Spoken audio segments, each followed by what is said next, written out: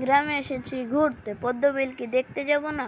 অবশ্যই যাব এবং আপনাদেরও দেখাবো। আশা করি আপনারা আমার সাথে থাকবেন। তুলাই শিমুলের শেষে পদ্মবিল আছে, আজ যাব সেখানে। আজকেও আছে আমার সাথে মাহিন।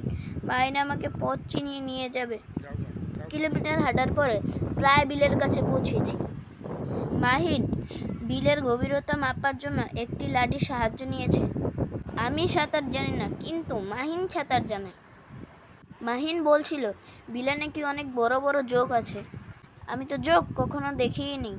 ও যেভাবে বর্ণনা দিল আমার তো ভয় লাগছে, তবুও জোক দেখার প্রতি আমার একটু আগ্রহ আছে। নেমে পড়লাম বিলে।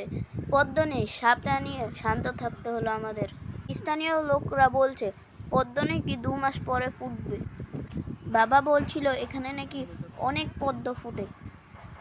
এখন দেখি নীল প্রজাতির শাপলা, অনেক শাপলা ফুটেছে। ওই আমি ভয় পেয়েছিলাম বিলে অনেক পানি হবে, কিন্তু এখন দেখি বিলে অনেক অল্প পানি। সাহসটা বেড়ে গেল মনে। আমি যেভাবেই হোক ওই শাপলাটা আমি নিব। চাই চাই চাই যেভাবেই হোক আমি শাপলাটা নিলাম। শাপলা দেখতে এত সুন্দর তা আমি কখনো আগে দেখিনি।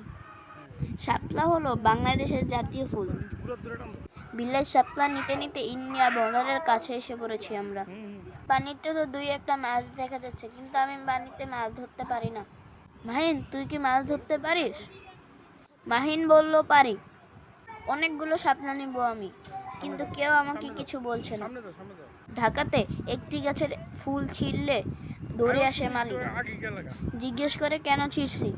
এখানে আমি কতগুলো শাপলা ছিঁড়লাম, কেউ আমাকে কিছু বলল না। মাহিন দুষ্টামি করে বলে উঠল, ওই যে যুগ, ওই যে যুগ। আমি তড়িঘড়ি করে পানি থেকে উঠে গেলাম। মাহিন বলল মজা করছিলাম। আমি বললাম এসব দুষ্টামি না করলেই খুশি। মাহিন বলল পানিতে নাকি সাপও থাকতে পারে, খুব সাবধান। আমরা দেখতে দেখতে শামুকের ডিম দেখলাম, প্রজাপতি, ফড়িং আরো কত কিছু যে ছিল। এর মধ্যে একটি মাছরাঙাও দেখেছি, ঘাপটি মেরে বসে আছে মাছ ধরার জন্য, কিন্তু ক্যামেরা বন্দি করতে পারলাম না, উড়ে গেল গা। প্রচণ্ড রোদ ছিল, আমার মন চাচ্ছিল পানিতে একটি ডুব দিতে, কিন্তু পানিটা এতটা পরিষ্কার ছিল না। আমার খুব ভালো লাগছে ফুলগুলো নিয়ে হাঁটছি। এমন অনুভূতি আমার আগে কখনো ছিল না।